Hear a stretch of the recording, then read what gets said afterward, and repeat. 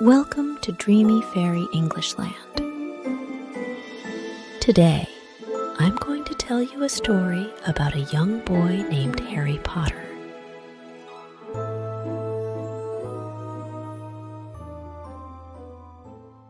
Once upon a time, in a magical place called Hogwarts, young Harry Potter and his friends were very excited about their first flying lesson. They had heard many exciting stories about flying on broomsticks and couldn't wait to try it themselves. That morning, Harry woke up early, feeling both excited and nervous. At breakfast in the Great Hall, he talked to his friends, Hermione and Ron, about how flying might feel, and if it was really as thrilling as people said.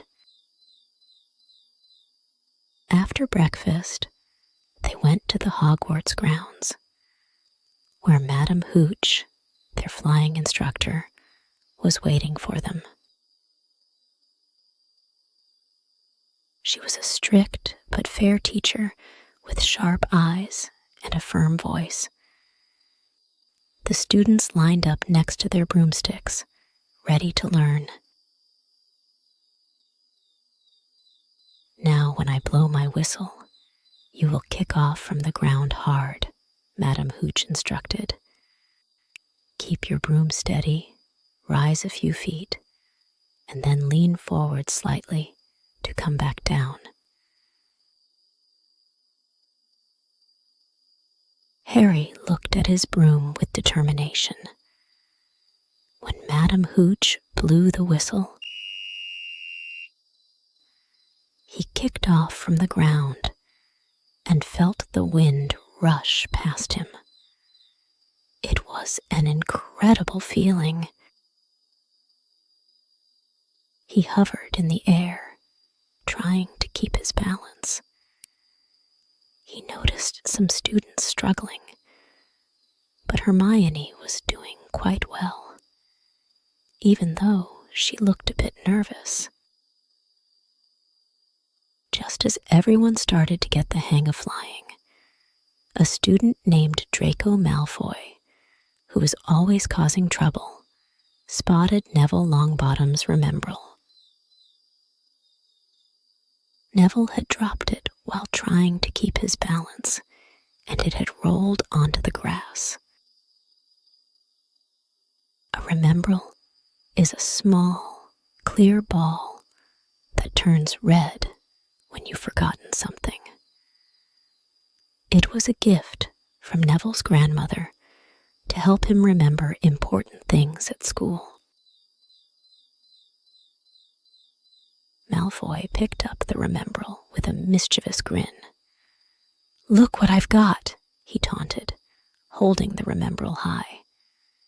"Give it back, Malfoy," Harry shouted, feeling a surge of anger. He hated bullies. "Come and get it, Potter," Malfoy sneered, mounting his broom and flying into the air. Without hesitation, Harry kicked off the ground and chased after Malfoy. The wind roared in his ears as he sped towards Malfoy. They twisted and turned in the air, but Harry was determined not to let Malfoy win. Harry's flying talent shone through, and he gradually closed the distance. With a daring dive, he snatched the Remembrall from Malfoy's hand, leaving Malfoy fuming behind him. "Potter," came a stern voice from below.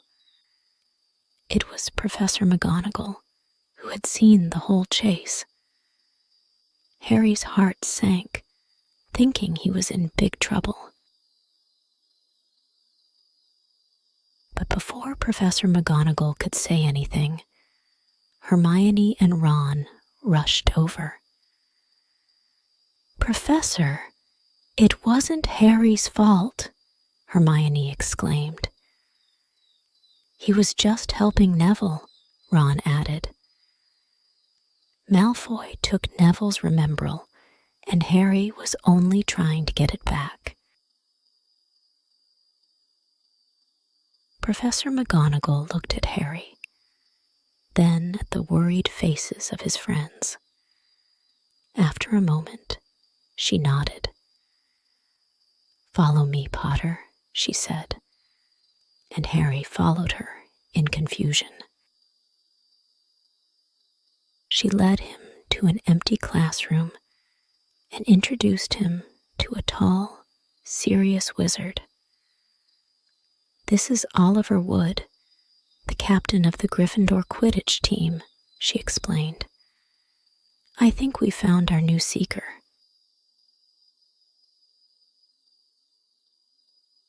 Harry was surprised and thrilled. Quidditch was the most popular sport in the wizarding world, and being a seeker was a great honor. It meant Harry had a special talent for spotting the small golden snitch in the game. From that day on, Harry trained hard with Oliver Wood. They spent hours in the field, practicing flying and catching the snitch. At first, Harry struggled to control the broom while trying to keep his eyes on the fast-moving snitch. He would often miss it by inches, feeling a bit frustrated, but determined to improve.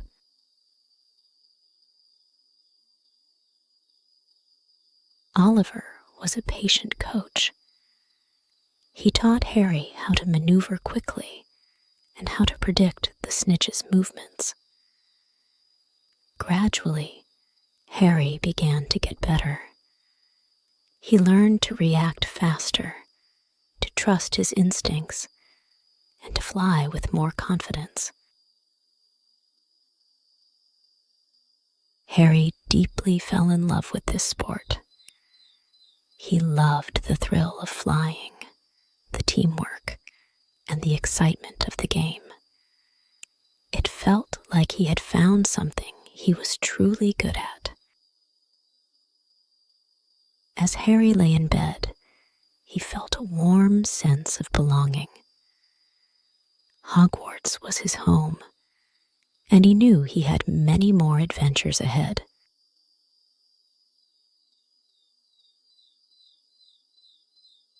With friends by his side and his newfound talent for Quidditch, Harry drifted into sleep, dreaming of the magical journey that awaited him. Sometimes, trying new things can help you discover your hidden talents. Just like Harry, who found out he was a great flyer, you might also find something special you are really good at.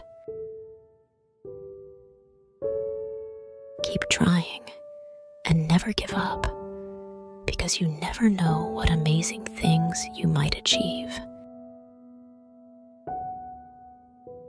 That's the story for today.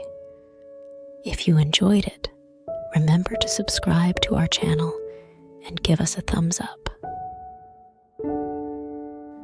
And let your dreams take you on magical adventures, just like Harry and his friends. Good night.